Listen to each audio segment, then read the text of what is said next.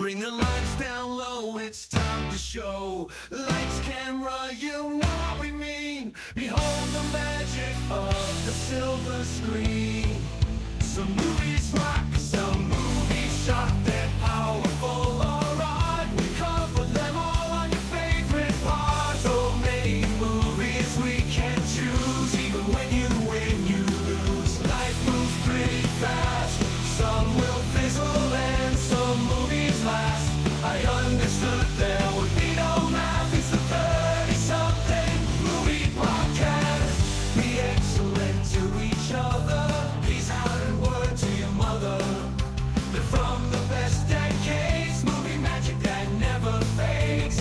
Lightsabers clash, phasers set to stun, action packed from dusk till dawn. We have deep thoughts and questions three, come share our love of the movies we see. Life moves pretty fast, some will fizzle and some movies last. I understood there would be no math, it's the 30-something movie podcast.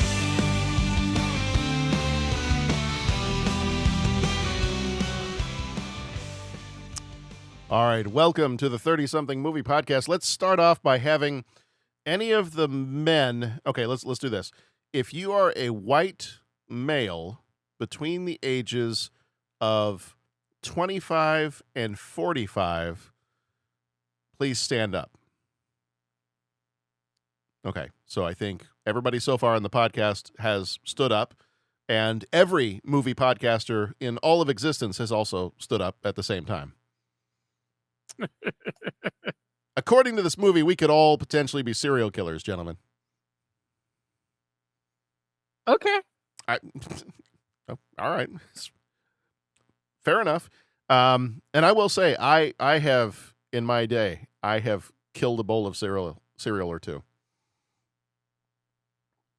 And I would agree with that statement. And can do so with some variety and frequency. And with no qualms whatsoever. I have no regrets. I am a sociopath when it comes to finishing off a bowl of cereal. I said bowl of cereal. What I meant to say was box of cereal. Yeah. I figured. I was just going to let you get there. That's fine. That's fine. So this time around, this episode is about a serial killer movie. It's not about, I had a moment where I was like, do I want to play a clip of the song Serial Killer by the oft overlooked band Green Jello? But no, I don't. I don't think so. That was a Psycho Killer. Oh, that'd be another good one. Yeah. That's what we need. Yeah. We need a serial killer playlist. There we go. Psycho qu'est-ce que c'est? I don't know. I said psycho killer qu'est-ce que c'est? Yeah, but I don't know what qu'est-ce que c'est means, so I'm sitting here staring at you like, what? You're not going to finish the song? Ba ba ba ba ba ba ba ba. But you're not going to do that? Okay, yeah, all right. yeah. You don't parlay le français? I do not. Oh, okay. All right. Sprechen Sie Deutsch? Mm-mm. 9? Okay. All right. I am not a very cunning linguist. That's okay. That's all right. Well, all right. So this episode, not for our international listeners. Apparently, we're gonna keep it to the English only.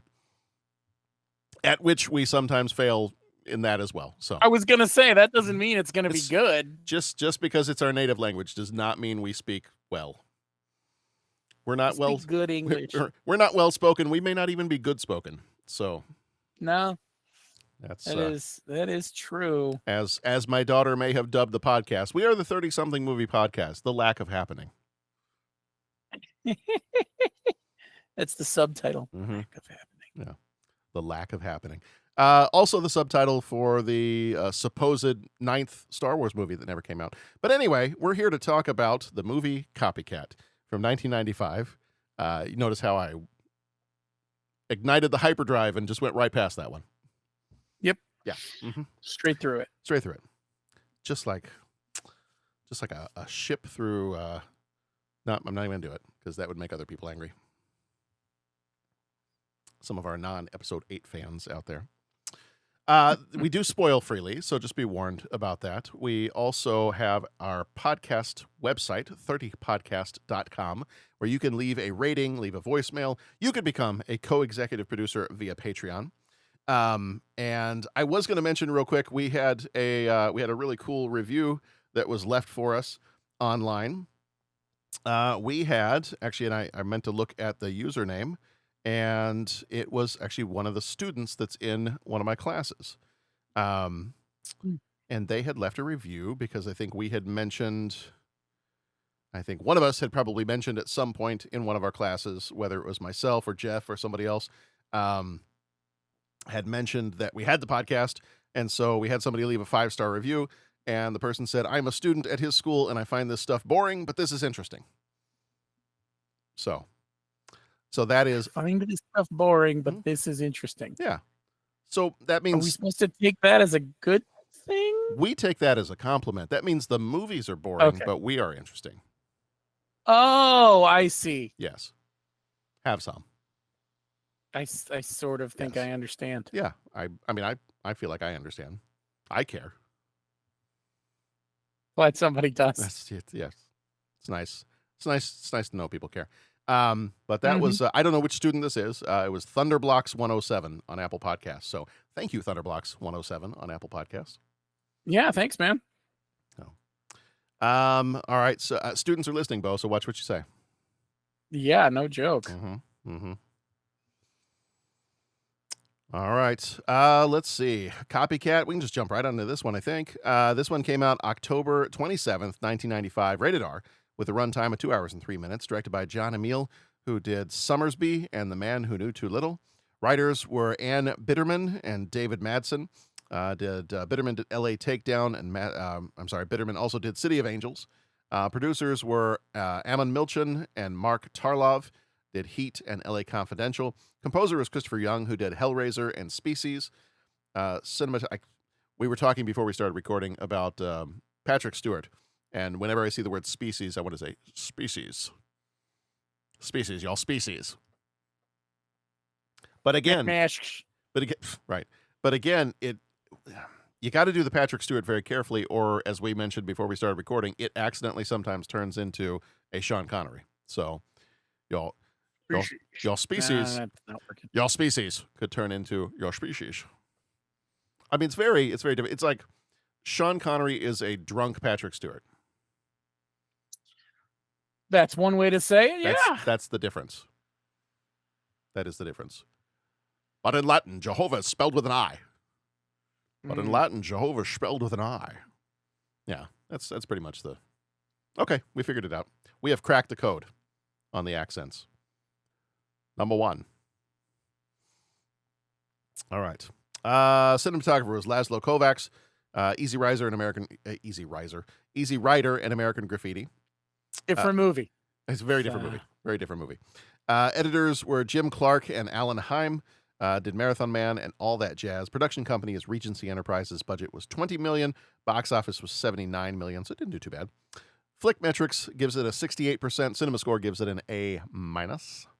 Sigourney Weaver plays Dr. Helen Hudson. She was in Aliens and Gorillas in the Mist. Holly Hunter was Detective M.J. Monahan. She was in Broadcast News and The Piano. Dermot Mulroney played Detective Reuben Getz, because whatever Reuben wants, Reuben gets.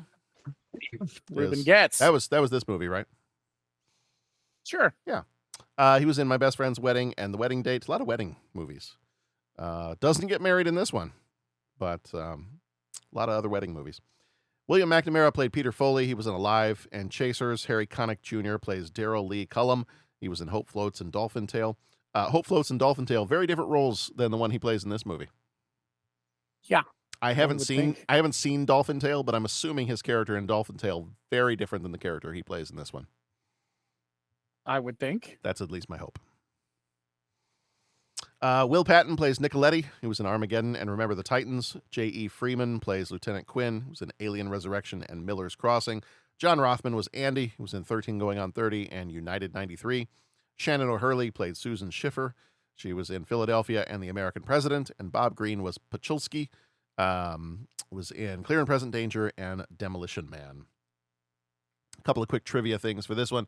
The character of MJ, who was played by Holly Hunter, was originally written as a male with a romantic subplot involving Helen, Sigourney Weaver, but director John Emile changed it to a female role to kind of explore the gender dynamics and shift some focus to professional collaboration over romance. But you do get a little bit of that sticks around in the character of Reuben Getz, played by Dermot Mulroney, so there's a little bit of that still left over just slightly. Sigourney Weaver also worked closely with criminal psychologist Park Dietz to accurately portray the trauma and behaviors of someone with severe agoraphobia and PTSD. And then finally, although it was only moderately successful in theaters, the film was a major hit on home video, ranking among the top rentals of 1996. All right, we'll do a quick synopsis of the movie. We'll play the trailer audio for you, and then we'll come back here with 10 major moments to summarize the movie before we move on and decide whether or not whether this movie kills it or whether it's a dud. We'll let you know after we get through the major moments and the trailer and the synopsis right here. She survived one serial killer, but now another wants to finish the job. Dr. Helen Hudson, trapped by fear, must confront her past. With Detective M.J. Monahan and partner Reuben Getz, the race is on to stop a new killer, one murder at a time. Inspired by the worst and driven by something even darker. The funny thing is, as I started to read that, I really wanted to do it in more of like the upbeat Don LaFontaine voice when he does like a romantic comedy or something. Let's try that, see how it sounds. Okay. She survived one serial killer, but now another wants to finish the job. Dr. Helen Hudson, trapped by fear, must confront her past. With Detective M.J. Monahan and partner Reuben Getz, the race is on to stop a new killer, one murder at a time. Inspired by the worst and driven by something even darker. It's Copycat. That's kind of awesome. What turns on a killer is the suffering and death of another human being. And as his determination builds to take another life, he plans in obsessive detail what props he'll bring, what knots he'll tie. Let me ask you guys something. What turns you on? A criminal psychiatrist, There's a serial killer out there who strangled 3 women. He's gonna do it again. a homicide detective, Would you work with us on this? You're kidding, right? I do not want you discussing this case with her in any shape, way, or form. It's the Boston Strangler. Are you telling me this guy's copycatting a serial killer's been dead for... 20 years. You're looking for an intelligent white male, 20 to 30 years old, socially functional. Everything's different. Different guy. He's switched from DeSalvo to Bianchi and Buono, the hillside strangler. one man is copying the most notorious killers in history, one at a time. He's sending you letters like he's daring us to nail him. If he wants to be famous, he has to be caught. I'm death and life to you, Doc. We know that Mr. Cullen was safe in San Quentin last night, so how come his book shows up under the mattress? Together, 2 women must stop The him man who has killed 5 women in this city was just in your apartment. before he kills again. All I know to do is change your locks, tighten up your security, and pray.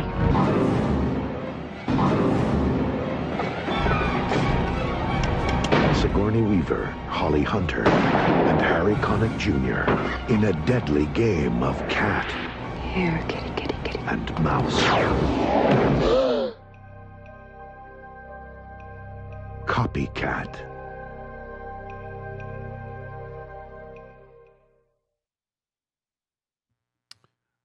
All right, so the 10 major moments for this one. After giving a lecture on serial killers, Dr. Helen Hudson is attacked in a university restroom by Daryl Lee Cullum, one of her former subjects who escaped from prison. He kills a cop and almost murders Helen. She survives, but the trauma leads to a deep case of agoraphobia. About 13 months later, following the attack, Helen retreats from the world, living entirely within her tech-equipped apartment, relying on her assistant, Andy. Her work continues online, but she avoids all human contact and the outside world. There was a point at which, and I know that you kind of have to do this for the pacing and to move the movie along, but there's a point at which she's kind of having a panic attack, and then she goes onto her online chat, and she starts asking us, like, is anybody else up tonight? And then I think sends one message to someone who's like, yeah, I've been in my house for 6 months. She's like, I got you beat. I'm 13 months. And then boom, she's off. I'm like, that is the shortest online chat I have ever seen anyone partake in. Right? Like, I don't think the term ghosted existed at that point, but she kind of ghosted whoever it was she was chatting with. I'm like, that's rude. Indeed. It's all right. It is ours. It's not ours to question why. It is ours to do and to podcast. Exactly. When a string of serial killings hits San Francisco, detectives MJ Monahan and Ruben Getz bring Helen in to consult. The twist: each murder mimics one of history's most infamous serial killers. The infamous serial killers. That means they're more than famous, Bo. Right. The infamous? Infamous? Wow. Helen is reluctant, but she can't ignore the pattern. As the killer begins to stalk Helen and send her messages, she realizes the copycat is replicating the order of killings from her lecture the night of her attack, almost as if he's taunting her. A chaotic situation unfolds at the police station. A suspect grabs a weapon and shoots Ruben dead. MJ is racked with guilt for not taking him down earlier. She presses on, determined to stop the killer herself. I should back up because this is something that's going to show up a couple of times in the movie itself. When we first get introduced to Detective Monahan and Ruben, Detective Getz, they are at the gun range, and it's this pretty dramatic. Like they're kind of going through, and you think that they're kind of busting into a house and they're going to take down a suspect, but no police officer is actually going into a combat type situation, a live fire situation with goofy looking nerd goggles like those. Right. So yeah, something about that scene was not right. Right. So if you know what's going on, we know we're pulling a Men in Black thing and we're going to be shooting at some cardboard cutouts. But we do see early on that Ruben, how do we say this? Ruben does not fire. What is the term? MJ uses? Conservatively. I think he unloads his entire clip on Mr. Cardboard there. And she asks him that question. It's like, did anybody ever teach you to fire a little bit more conservatively? And then she points out that, she could accomplish the same thing with like 1 or 2 shots. This will come up later, especially when Ruben gets shot and killed in the police station. And then she has to, when Ruben gets taken hostage, and then she takes down the shooter, but does not finish the shooter off. And then the shooter ends up reaching up and killing Ruben in the process. Possibly making her wish that she had fired a few more extra shots. This will come back. This is Chekhov's regret that will come back later in the movie, because when you see it in scene 1, you have to pull it off somewhere in Act 3. It's true. The next murder follows the methods of Jeffrey Dahmer, and it hits home. Helen's assistant Andy is lured from a club and murdered. A witness identifies the killer as Peter Foley, who had been corresponding with Cullen from prison. When MJ visits Helen's apartment and finds it empty, Foley has kidnapped her. He sends a cryptic message referencing Helen's past, prompting MJ to realize he's recreated the original crime scene, the lecture hall bathroom. MJ arrives at the hall and finds Ellen suspended and gagged just like before. Foley shoots MJ in the chest, but her bulletproof vest saves her. As he prepares to kill MJ, Helen distracts him by attempting suicide. Helen escapes on the roof, her agoraphobia kicking in, and with nowhere to run, she faces Foley. Just as he's about to kill her, MJ revives and shoots him in the arm.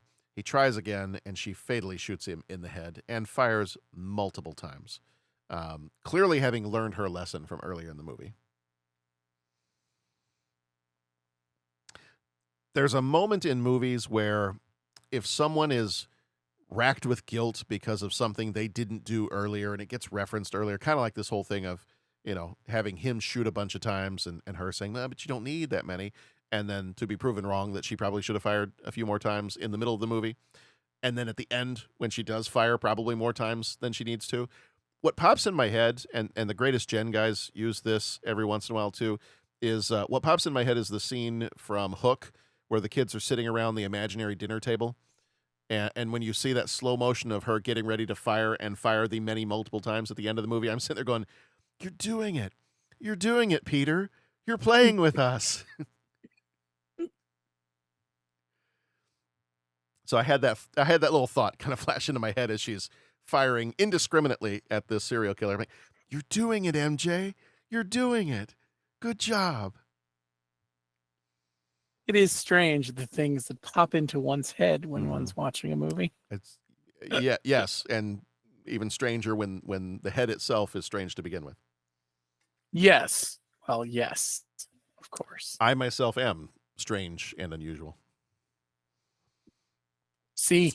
In a chilling postscript, Cullum sends a letter to another killer revealing he's been guiding Foley all along and that Helen might not be out of danger yet. Get ready for Copycat 2, Copier Cat. You know, I wasn't expecting that. I was expecting an Electric Boogaloo joke because that's usually your thing. See, that's where I'm trying to keep you on your toes. I don't want you to just always expect that it's going to be the same thing over and over again. Exactly. It can't always be Electric Boogaloo. No, this time it's Copier Cat, which if there's anybody from the school that we work at currently listening, I apologize for using the profanity that I just used by saying the word copier. Please forgive me. It's a sore subject. We'll just put it that way. Oh, hey, you are talking to someone who works in technology all day, every day, but I have one stated kryptonite. Yeah. Photocopiers. Copiers. Yeah. I hate them. Yes. We hates them, precious. We hates the copiers. Tax me. I'll give them this. They're consistent. Yeah.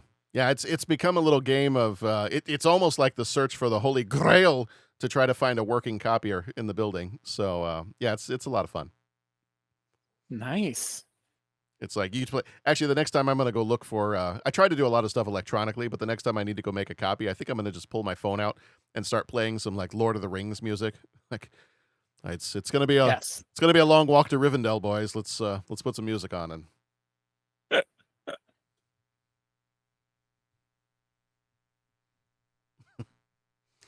And heaven forbid you need the color copier.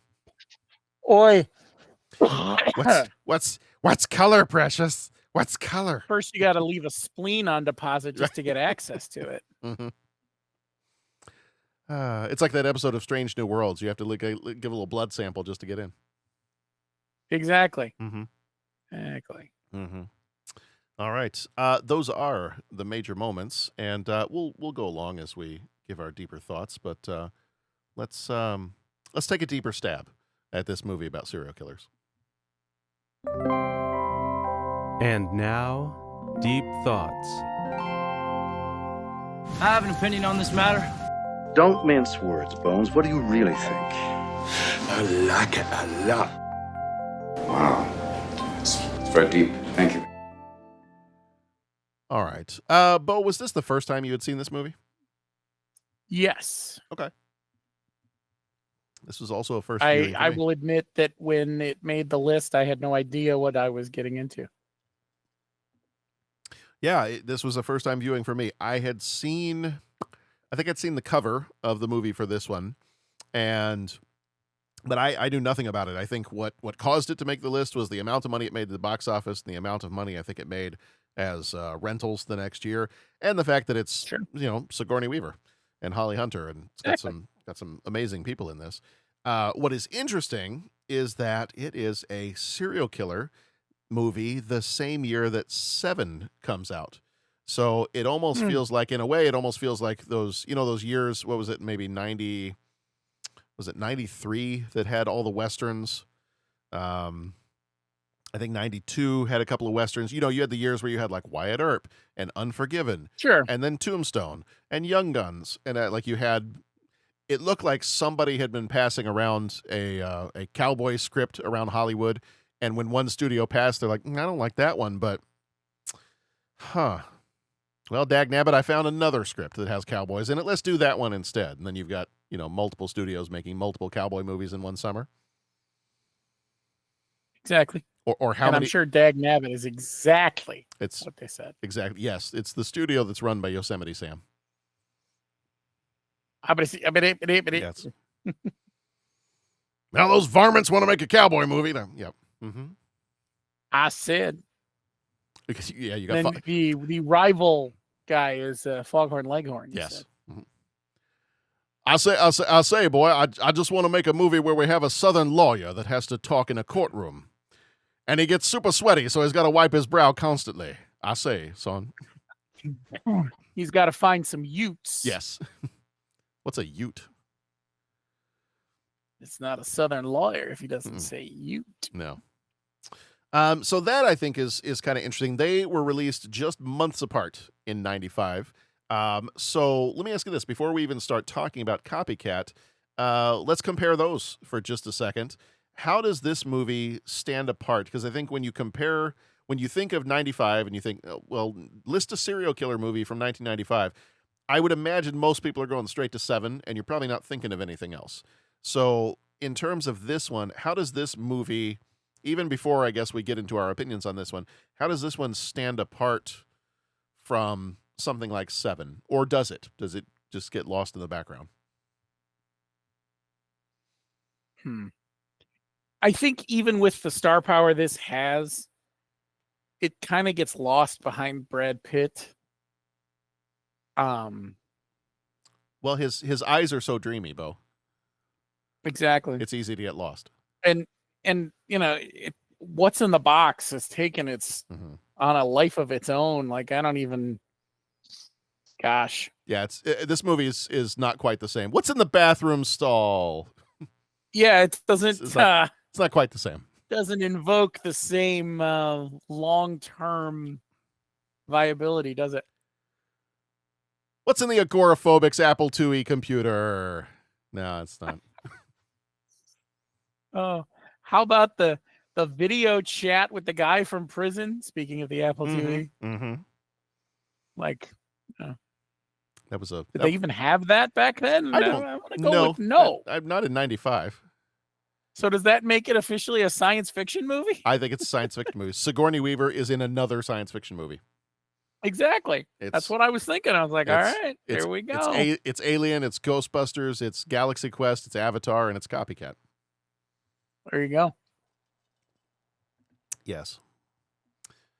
Yeah, I was thinking about that as I was watching this one. Like 7 is so huge in terms of serial killer movies, and I feel like kind of set the tone for other movies that would come after. But you did have, like, there is kind of a wave of psychological profile thrillers in the 90s. You had Silence of the Lambs, you had Manhunter, you had The Bone Collector, which was Bone Collector might have been 2000s.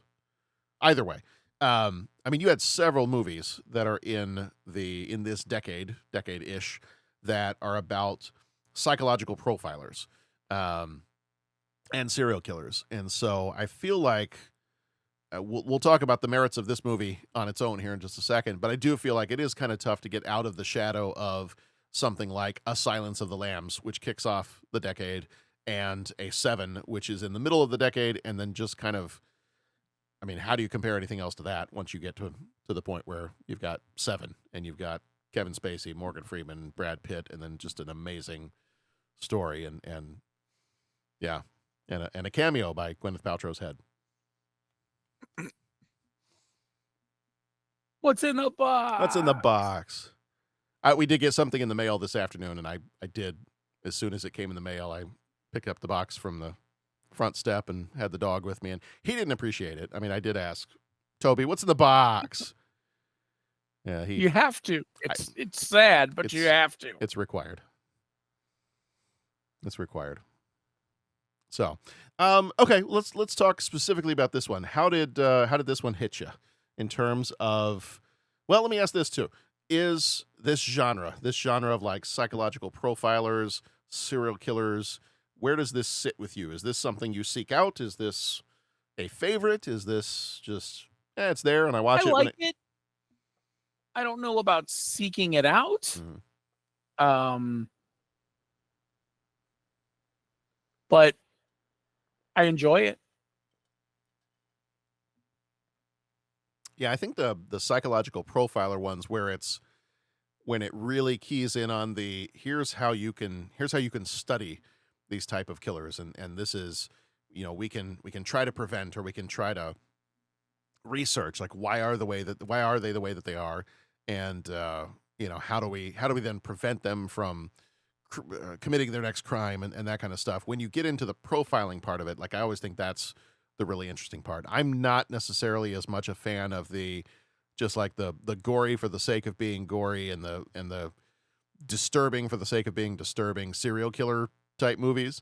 But if we're focusing in on the how do we catch this guy or how do we catch this person, that I'm all for. Like those are always interesting to me.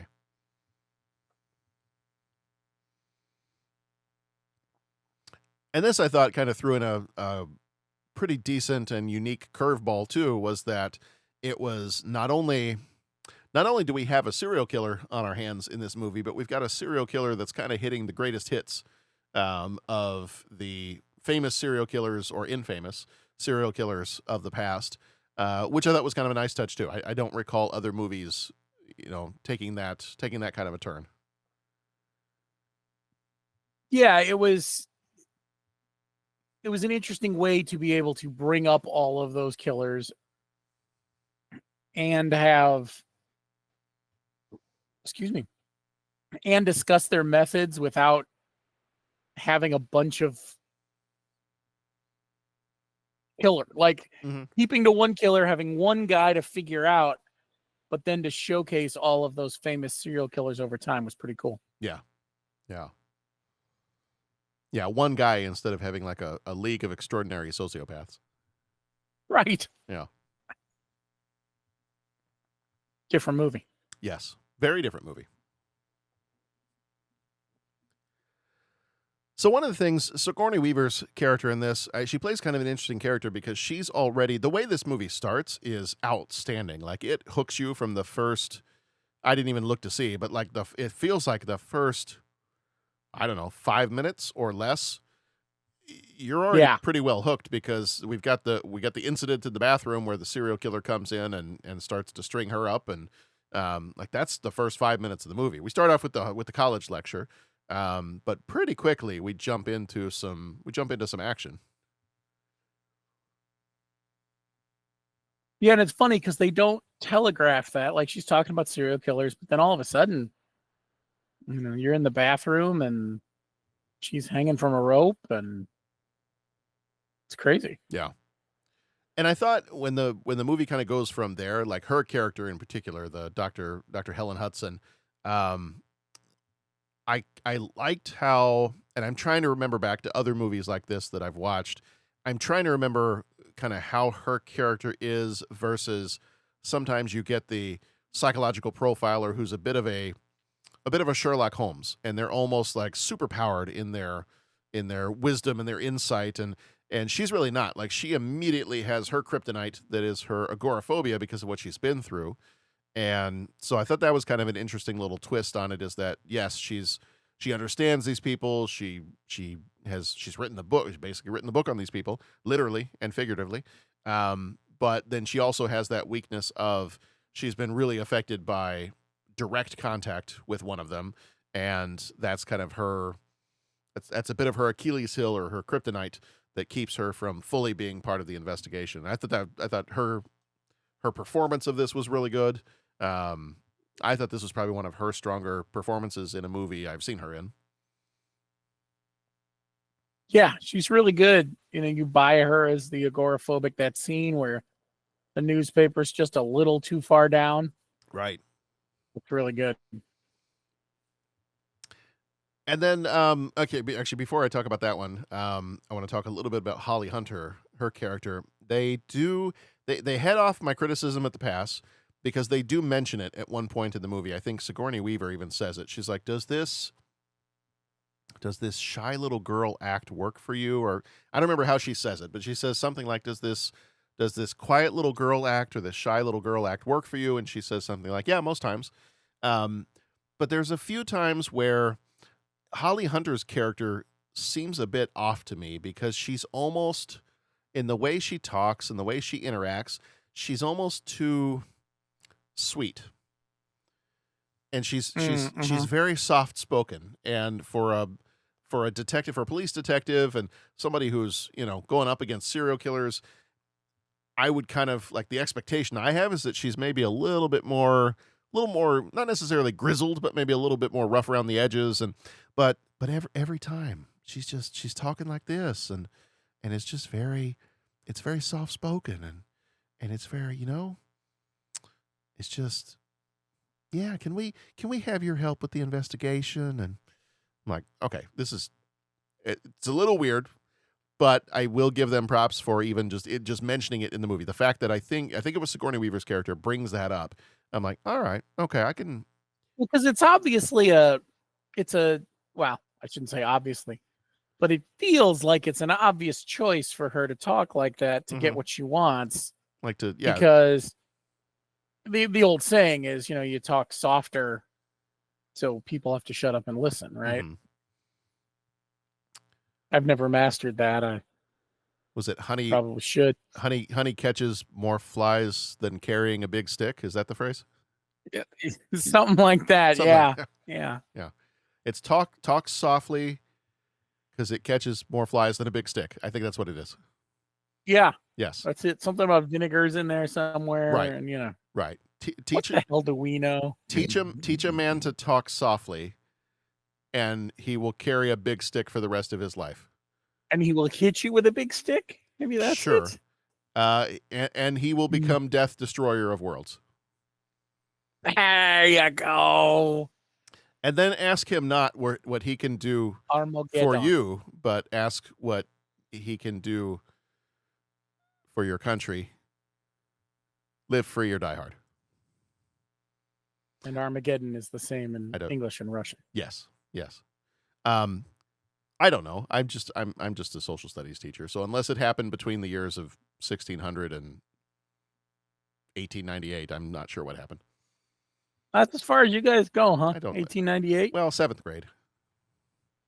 We get towards the end of the 1900s, maybe very early 1900s, but then at that point we kick everything on down the line to 8th grade teachers. Got it. Well, makes sense. I mean, you got to leave them something to do. Right. We give them the 20th century where there's not a whole lot going on. Yeah. Mm-hmm. That's Billy Joel. Right. Yeah. I mean, that's what do you get? That's all you got to do. If you that's the 8th grade curriculum basically, right there. You just play that and you're done. If you want to teach 7th grade, if you want to teach 8th grade, it's Billy Joel's We Didn't Start the Fire. If you want to teach 7th grade, it's Hamilton. Short of that, I don't know. Exactly. It's basically 2 songs. We'll cover 2 years of social studies instruction for middle schoolers. Yeah, what more do you need? And that's all you need to know, said John Travolta. Okay, so the one I did want to talk about for just a moment, because his role in this is very different than anything else I have seen him in, is Mr. Harry Connick Jr. Yeah. What a creepy gentleman in this movie. It's so fun. Mm-hmm. Like I knew he was in the movie, but it took me a second because he's so creepy. It just didn't sit. Yeah. Like, I was like, huh. And then you think about it for a second, you hear the voice again, and you're like, well, yeah. But still, like, far cry from his stint on Will and Grace. Right. I mean, I feel like a far cry from a lot of stuff he's done. I was trying to figure out. That's fair. Like, is there anything else that he's done that would even come close to this? And I was looking at the IMDb listings, and it's like, okay, we start with Memphis Belle, and then he had a 1-episode stop on Cheers, and then he had Copycat, and then he had Independence Day, and then he had Hope Floats and The Iron Giant and My Dog Skip, and what else? The Happy Elf. P.S. I Love You. Dolphin Tale 2, Electric Boogaloo. I knew we'd get an Electric Boogaloo eventually. Anytime there's a 2, we gotta throw that in there. And then the aforementioned Will and Grace. So yes, not exactly serial killer material. No, but I thought he was outstanding in this, because that is not you're not typecasting him anytime soon. No, not after watching this. Good grief. Yeah. And then creepy when he comes back at the end and basically pulls a Masters of the Universe Skeletor after the end credits with a "I'll be back" kind of a thing. Look at them. Just in time for copycatters too. Copycatter, yeah. Live free or copy? I don't know. I don't know what to call these. Copycat with a vengeance. The toner wars. Oh yes. So we've brought it back to the copier printer thing. Copy with a vengeance. There's all kinds of stuff. I really feel like while I'm at work, I need to be making some short films just to bring a little levity to the copier situation. I think you have the film titles, and then the larger universe is the Toner Wars verse. Yes. And these are movies in that universe. Yes. Yes, the TWU, the Toner Wars universe. Toner Wars, it'd be TWCU, Toner Wars Cinematic Universe. Indeed. Yes. Okay. All right. I know what I'm doing now. As we know from canon films, all you need is a movie title to get something started. Right. You don't need a script. The rest is just gravy. Right. You just need a movie title and some financiers. As you mean some suckers. Yes, that is what the word financier means in French. Ah, I see. We're back to the French now. Well, yes. Mm-hmm. Because if you ever need something translated, check with the French. Correct. Sacre bleu. All right. Let's see. Is there anything else? I was trying to think if there's anything else. Ruben, we hardly knew ye. Dies about 2/3 of the way through this movie. Yeah, I mean, I thought a lot of attention to detail. I mean, I know we talked about the fact that we recreated all these famous scenes, but a lot of attention to detail on all of that. Mm-hmm. It was well done. Yeah, I was surprised. I was pleasantly surprised because part of me thought, okay, I don't remember hearing much about this one, so maybe this is one of those where we review it and it's like, yeah, it was fairly generic for a serial killer movie, and it's kind of forgettable with, up against Seven earlier in the year. But no, I think this is pretty solid. Stands on its own. It's unique enough that I don't think. I mean, I think it definitely gets lost in the shadow of Seven for having come out around the same time. But I definitely a solid crime movie in its own right.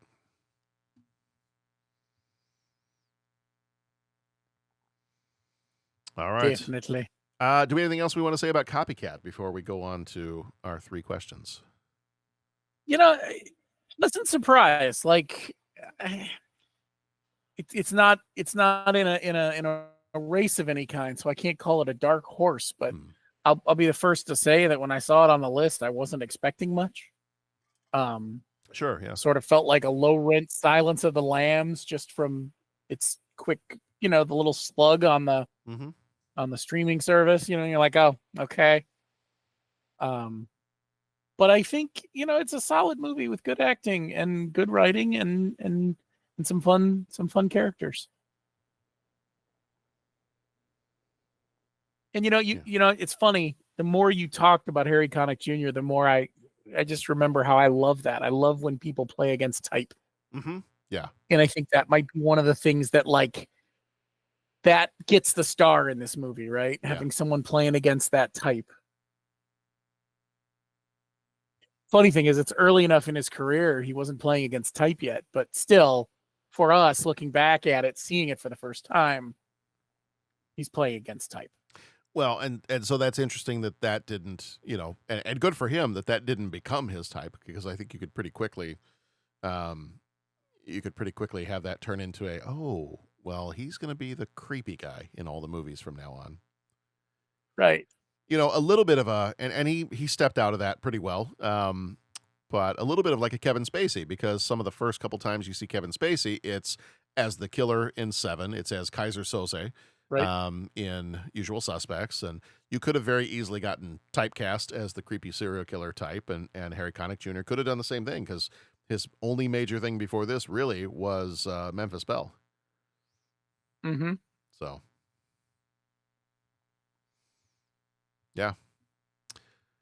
Well, good movie. Great movie. Yeah, I really enjoyed it. Sigourney Weaver is great in this. Holly Hunter is great in this. Definitely worth a watch, especially if you are a fan of true crime and serial killer or psychological profile type movies. Definitely give this one a shot if you haven't found it before. I believe it is on Netflix as of the time of this recording. Yeah. So yeah, you can always go check that. If you've got Netflix, you can go check it out there. But yeah, definitely, if this is your type of movie, definitely worth a watch. So go check that one out. In the meantime, we're going to, Bo, I think I've received a little, looks like a note was left here for us in a phone booth. So let me go check that note and see what's going on with it. And we'll be back here in just a second. He asks each traveler 5 questions. 3 questions. 3 questions. It's impossible to answer. Impossible because you don't know the answer. Nobody could answer that question. I want to ask you a bunch of questions. I want to have them answered immediately. What you just said is one of the most insanely idiotic things I have ever heard. At no point in your rambling, incoherent response were you even close to anything that could be considered a rational thought. Everyone in this room is now dumber for having listened to it. I award you no points, and may God have mercy on your soul.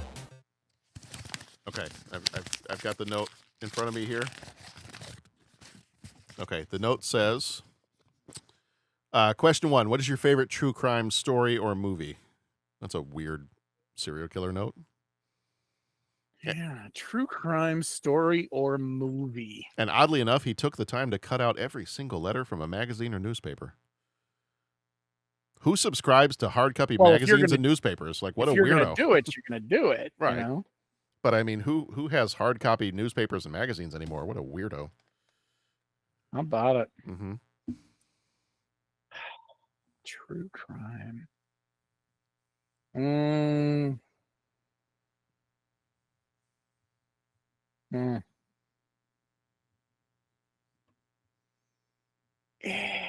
Spotlight was really good. Mm-hmm.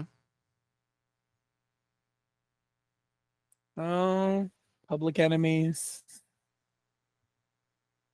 The Untouchables. Oh, no. You know what? Why am I overthinking this? The Untouchables. Oh, yeah. Yeah. That's the Chicago way. We were doing our Sean Connery's earlier. I should have come up with that one in about 30 seconds. But there's a lot of good ones. I mean, Zodiac. I can keep going. I don't want to take yours. No. I don't think you will, because mine's a TV show that used to be on. Oh, go for it. All right. Well, here's some nightmare fuel for anybody who grew up in the 80s and 90s. Let's see if I've got this queued up correctly, and we'll see what happens.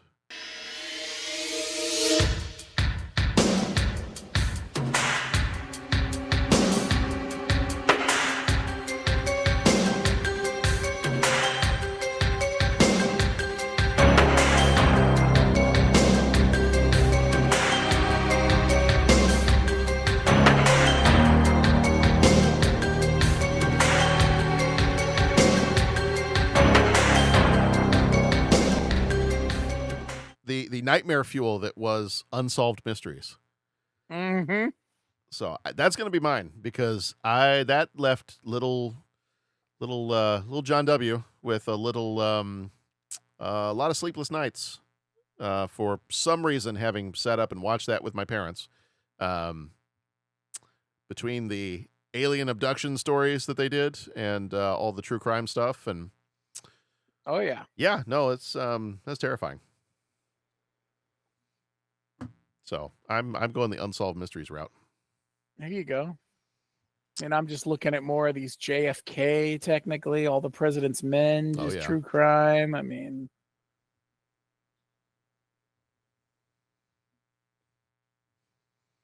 yeah, there's a lot of really good ones. Catch Me If You Can. Oh yeah. The musical version of that is playing locally at the time of this recording.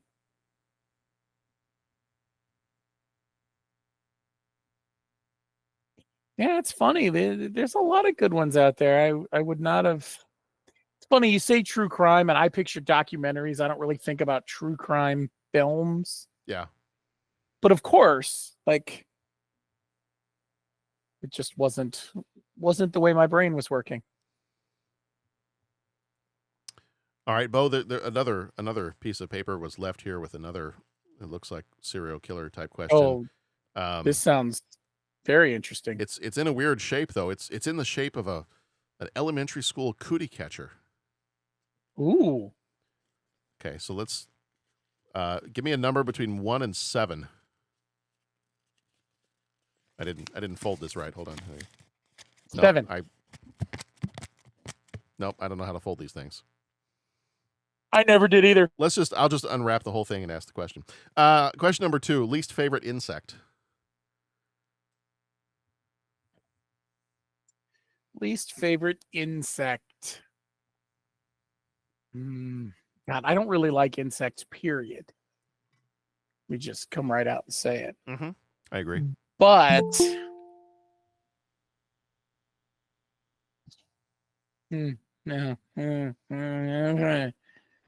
millipedes, centipedes, too many legs. Yeah. Ew. No, I'm gonna take it back again. Silverfish. Oh, that's a goal. God, why'd you have to say that? I'm gonna have bad nightmares now. No, I was gonna say earwigs, but ew, God.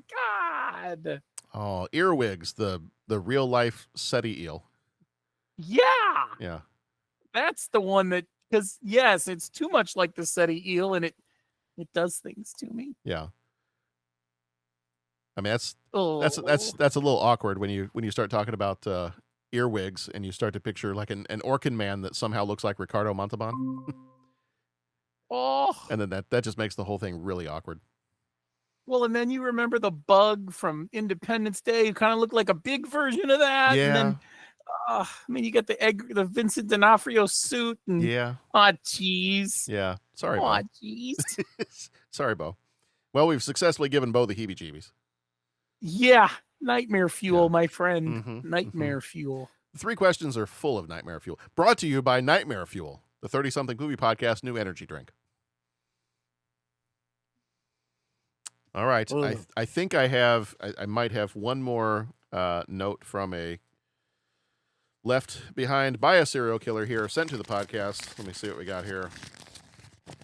Okay, question number 3. Oh, and Patrick Canigallo has joined just in time. Just in time for 3 questions? Just in time for question number 3 of Copycat. Oh, okay. All right, maybe the most challenging one here. What is your favorite Sigourney Weaver role that is not Ellen Ripley or Dana Barrett? That's not Dana Barrett or Ripley. Yep. Oof. Did you guys already answer this? We have not answered this one yet. And you're going to make me go first, or your guys are going first? Yeah, we'll make you go first. That'll be fun.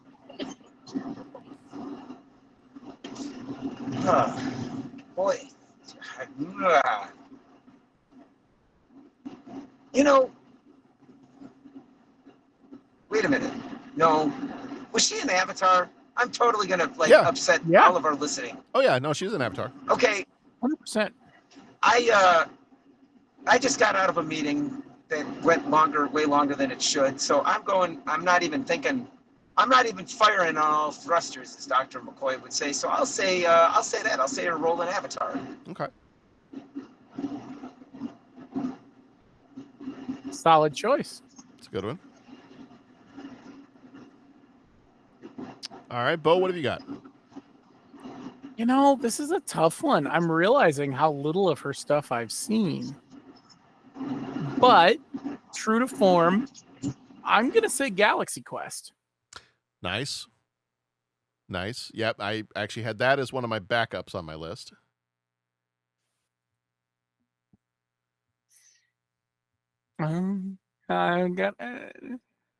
There's a few on my list, but I think looking it all down, I think that's the one I got to go with. Okay. All right. What's yours? And then we can talk about our runners up. Yeah, I think just in terms of strong performances, I had two other ones, and I know. Well, in terms of strong performances, I'm going to go Gorillas in the Mist. There you go. Like that's probably my favorite. Like there's another one that was a very, very close. Like I was back and forth between the two of them. But I would say Gorillas in the Mist, probably my favorite performance of hers. That's not Ripley or Dana Barrett. That one's another one I was thinking of too. Okay, yeah.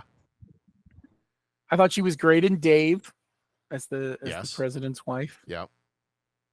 But you know what I always remember her for, and this is strange and weird, but she narrated the United States version of one of the seasons of Planet Earth. Yeah, she did. If you saw the UK version, or if you saw the worldwide release, it was David Attenborough. Yes. But the United States version, she did. And she was really good. And it's something, she's got a voice that's good for those things. And you look through her list, and she's done some more narrator stuff. She was the ship's computer on Wall-E. And I think one of the runners up here might need to be her voiceover work. Like she's done some really cool stuff. Excuse me. Some really cool stuff. She was also the voice of the intercom system at the marina in Finding Dory. Yes, that's right. So yeah, maybe the voiceover stuff is the strong game. Yeah, I just think something about her voice. It's very. I don't even know the word for it. I'm sure there's a term that someone could come up with, but. Well, because she's strong and she's reassuring. We know that she has fought ghosts. She's killed aliens. She's survived it all. So you're meant to feel safe around Sigourney Weaver. Indeed. You know what? And I'm not in a position to check out the IMDb page. Does she have just an absolute ton of? Maybe this is the discussion point. Ton of movies she's in. Or is Dana Barrett and Ripley the number one roles, and then it's kind of here and there? Oh no, she's been working solid since the 80s. That's what I thought. Okay. Yeah, there's at least 102 movie and TV credits on IMDb. Okay. This is going to be one of those that as soon as we log off, I'm going to put this list up there and go, why didn't I mention this, or this, sure, yeah. or that, or the other one? I'm actually shocked. There's so many I haven't seen. Yeah. She works a lot. Oh, yeah. Yeah. Some of these I don't even know that I've heard of. Yeah. Even I'm just glancing down the list, and there were 1, 2, 3, 4, 5, 6. She has 6 credits for the year 2011. Oh, jeez. Okay. She don't mess around. No. That might be that, and 2008 might be some of her busiest years. 2008 has 1, 2, 3, 4, 5, 6. Yeah, 6 in 2008 too. So, no, she got a lot of stuff going on. Dave. I don't know why I didn't think of Dave when you mentioned that. Yep, Dave. Yep. That's another good one. Incredible. She was really fun in that because she gets to be that. She gets to switch. Yeah. She gets to be that, the skeptical, distant wife, and then when she meets Dave, she gets to play this guy's not half bad all of a sudden, and she gets to play the whole, you're not my husband, but I'm not going to say anything. It's just a fun thing for her to do. And she can play anything. I mean, action star. She went up with, against the elite of that not quite ready for primetime player humor, and was able to play off of that in Ghostbusters. She's done things like this, which is thriller, kind of suspense type deal. I mean, it's really anything. She just functions so well in whatever kind of movie she's cast in. Yeah.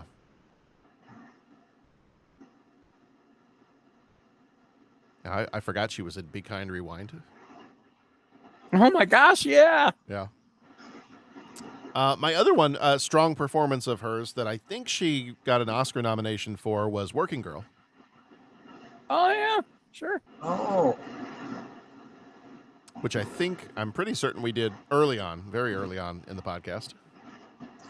Yeah, that would have been about many moons ago. 7 years ago-ish. Yeah. I've got to go back and listen to our episodes on these. I remember the titles, but I vaguely remember what it was about. Right. Yeah.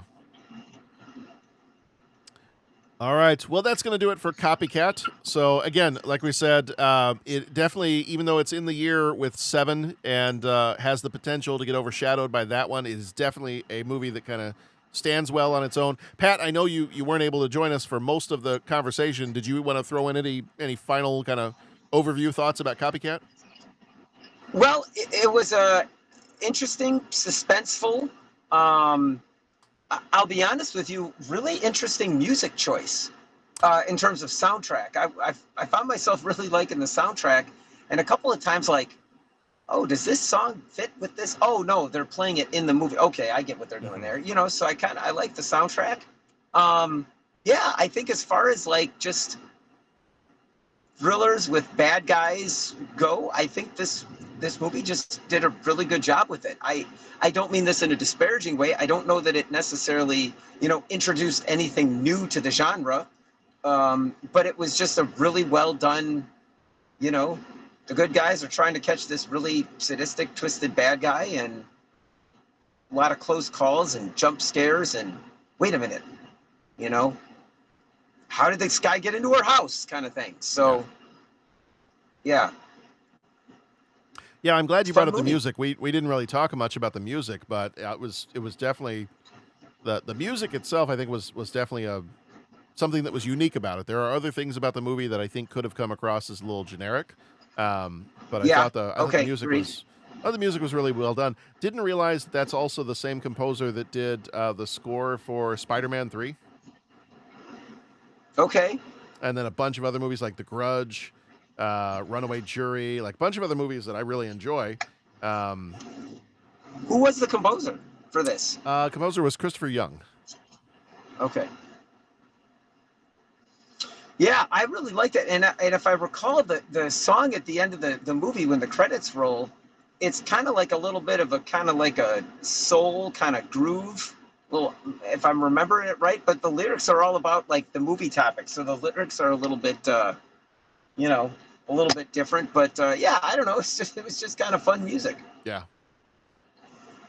Yeah. And actually as a composer, this 95 was a busy year for him. He had 6 movies that he was a composer for in 1995. Wow. That's crazy. Busy dude. Because and some of these are not small movies. It was Murder in the First, Tales from the Hood, Judicial Consent, and then 3 in a row that are Species, Virtuosity, and Copycat. Species. Yeah, you missed earlier, Pat. We had a conversation about how if you take Patrick Stewart and give him like 5 or 6 drinks, he becomes Sean Connery.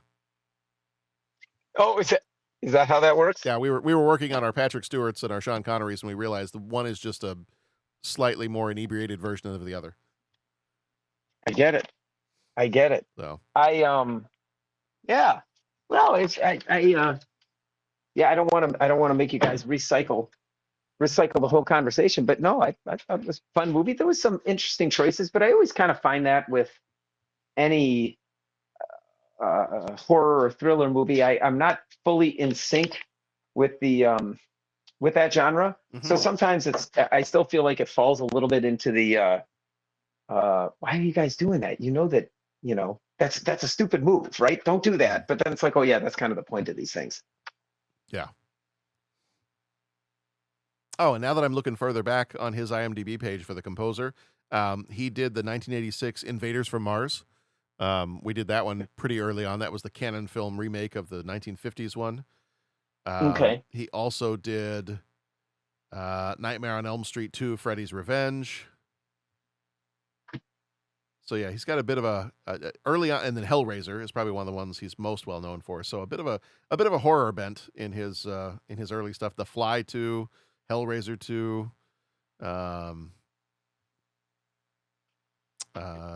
Jennifer 8. That was one we did a few years ago. I think that was a Jason Colvin request. I think that we did. He seems to like his sequels. He must have an affinity for the Electric Boogaloo. Maybe. Yeah, there's a lot of numbers in the movies he does. Thankfully, not Leonard Part 6, but indeed. Yeah. All right. Well, that's going to do it for Copycat. Thank you, everybody, for joining us. Thank you, gentlemen, for being on here with me. Thank you, John. So September, again, is our crime month. So far this month, we have had Heat, Casino, Strange Days, Copycat. Our 10th anniversary rewatch is Who Framed Roger Rabbit, coming up soon. And then our Patreon, if you're joining us over there, I've got a quick review of the episodes that have aired so far for Alien Earth that has come out this year, and To Catch a Thief from 1955 is our full-length Patreon over there. So join us for that stuff. We got a lot of good stuff over on the Patreon. If you're joining us as a paid member over there, there's a bunch of full-length episodes. I think we're up to about 60 now, and then we've got a bunch of the little Patreon episodes, Patreon short episodes as well that are there for free. So you can get a little taste and then get hooked, hopefully. But yeah, that's going to do it. So thank you all so much for being here with us. Go catch this one if you're a true crime fan. It's definitely a worthy entry in a series of psychological profiler movies and serial killer movies. So go check it out if you haven't. Copycat from 1995. Everybody, be excellent to each other. Go watch some good movies, and we will see you back here next time. Bring the lights down low, it's time to show. Lights, camera, you know what we mean. Behold the magic of the silver screen.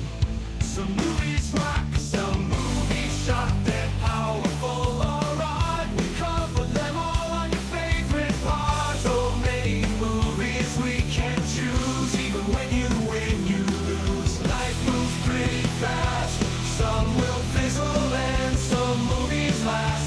I understood there would be no math. It's the 30-something movie podcast. Be excellent to each other. Please add a word to your mother. They're from the best decades. Movie magic that never fades. Lightsabers clash, phasers set.